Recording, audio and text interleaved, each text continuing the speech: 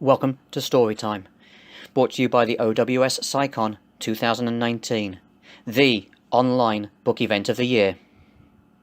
The oak trees turned from their beautiful autumn glow to a darker mossy tone. The midday sun blackened, leaving her in a forest of darkness. Startled by the abrupt change, she tried to find her way back, only to discover that her path had been swallowed up by black, twisting trees. Panic filled her. Where am I? One tree reminded her of a braided horsetail as it reached towards the sky. She stood there for several minutes, wondering if the tree ever ended, and what type it was. Wow, this dang thing keeps going. Karigan stepped forward, her hand pressed against the bark of the tree's surface, searching for hints of what it could really be. It smells like it could be oak, and it feels no different. Perhaps the seedling had issues growing in the soil.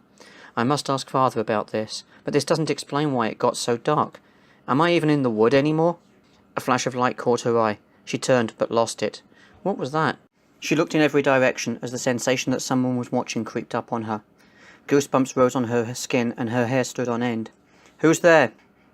Karigan thought she heard a girl's laughter as blossom petals flew across her path. Blossoms?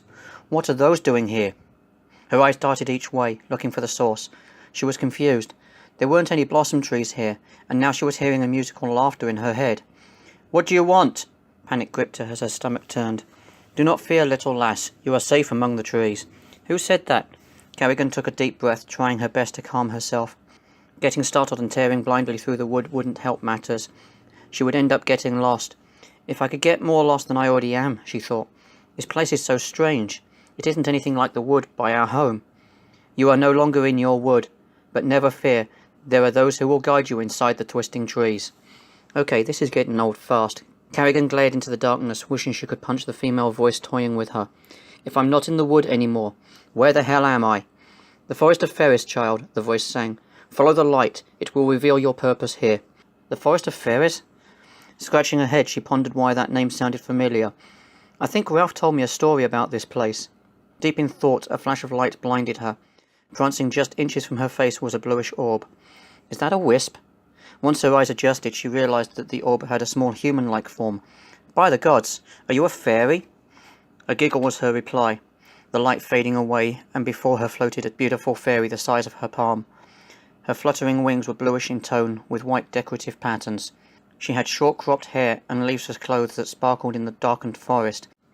Karigan smiled. It was a rare sight to see such a creature. Ralph's words hit her as the memory flooded back. Beyond our lands, beyond the mountains, lies a forbidden forest to the journey of man. Deep within lay creatures of magic, from shape-shifting beasts to fairies and more. Why are the lands forbidden? He laughed. Because the lands of beasts are no place for humans. Many have entered seeking the truth that lies within, but none have returned. How do you know about these creatures, then? How do you know there is magic within? Ralph laughed, raising his hand to still her questions. Rumours run far and fast throughout the lands, Karigan. But know this, there is magic within, and it is a land to fear above the rest. The memory faded as fast as it had come. But how did I get here? It couldn't just appear, could it? The little fairy fluttered, watching her ponder her thoughts. A melodious voice sang out, My name is Aaliyah. Please come this way. Jerked back to reality, a wide-eyed and gaping Karigan followed as trees parted to reveal a path covered by undisturbed dirt littered with fallen leaves. She hesitated, knowing the path led deeper into the forest. Ralph said no one ever came out once they go in, but what if the forest draws you in? What happens then? Curiosity won as Karigan stepped forward, taking the path deeper into the Forest of Ferrês. All Karigan knew was that a mystery awaited her, and something told her it was best to keep moving. Moments of wonder turned swiftly into regret as the trees grew larger and the fairies' glow fought to keep the darkness away. Excuse me, Aaliyah, but where are we going? The light swayed as Aaliyah hovered to a stop beneath a large archway. Karigan stepped closer, eyeing the darkness within and looking over her shoulder as little Aaliyah sat down on a nearby stump. Go inside, Aaliyah said. But it's so dark. Giggles rang out as Aaliyah swooped into the air, circling about her and creating particles of dust. Do not fear, for in darkness is light. Go inside. The little fairy shoved her back forcefully, making Karigan stumble forward through the archway.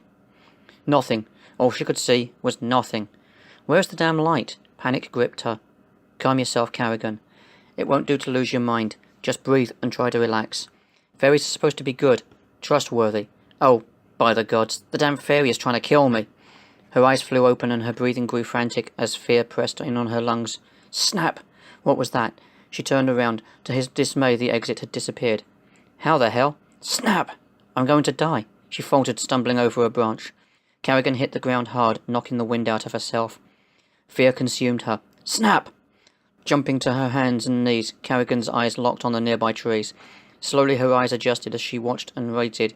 Silence weighed on her until a rabbit crashed through the brush beneath a nearby tree. Oh, thank the stars! It's just a rabbit! The rabbit's eyes gazed at her with a sense of intelligence. Perhaps Ralph was right. Maybe the beasts here, no matter the kind, are magical. She reached out to the little critter, but a blood-curdling scream escaped its mouth. Karigan screamed in unison as it fled from her sight. What the hell was that? Getting to her feet, she decided it would be better to keep moving. God knows what else is out here, and if they will be devil rabbits, I'd rather not meet them. She pressed on at a fast pace, at least as fast as she could go in the dark. Her outstretched hands were touching bizarre things as she went. Karigan just hoped she wouldn't accidentally grab a snake or something worse. Silence greeted her with each step until finally a bright light opened ahead. Fearing the dark, she sprinted the distance and broke free into a beautiful clearing full of wildflowers and wonder. The sound of rushing water caught her ears as she turned to see a cave with a large stream flowing around it like a moat. It's so beautiful. I know, it's one of my people's favourite places to frequent, said Aaliyah. Karigan looked around to see the little fairy descending from a tree. Wait, how did you get here without going through the archway? The fairy giggled, batting her long dark lashes. I took a shortcut. I don't much like the dark cavern. Karigan's eyes narrowed. So you mean to tell me I wouldn't have had to go through that dark void? No, I guess not, replied Aaliyah with nervousness in her voice. This story time was read by Timothy Bateson and brought to you in conjunction with the OWSCyCon 2019. OWSCyCon runs from May 17th through May 19th. You can find us at OWSCyCon.OurRightSide.com. Again, OWSCyCon.OurRightSide.com. We have events happening across all genres. If you are a reader, you cannot afford to miss this event. You never know. You may just find your next best read.